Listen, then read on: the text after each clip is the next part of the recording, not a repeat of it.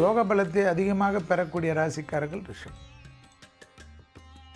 தனிப்பட்ட முறையில் செல்வாக்கு, தடைகள் பரிபூர்ண நிவர்த்தி, எடுத்த காரியத்தில் ஜெயம், ஏற்றமும் நம்பிக்கையும் ஏற்படுவது ரிஷபராசிக்காரர்களுக்கு காணப்படும். சனிக்கிழமையில் கண்டிப்பாக சிவன் வழிபாடு நன்மையும் சந்தோஷத்தையும் தரும். அடிவயிறு கழிவு பாதையில் மட்டும் சிறிது கவனம்.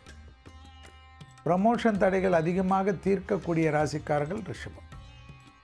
தாய் வழி உறவு, தந்தை வழி உறவு மேன்மை அடைந்தாலும் அவர்களுடைய தேக ஆரோக்கியத்தில் சிறிது கவனம். அசையாமசைய பொருள் சேர்க்கை ஆனந்தத்தை ஏற்படுத்தி தரும். பழைய கடன்கள் பைசல் ஆகிறது கண்கூடாக பார்க்கலாம்.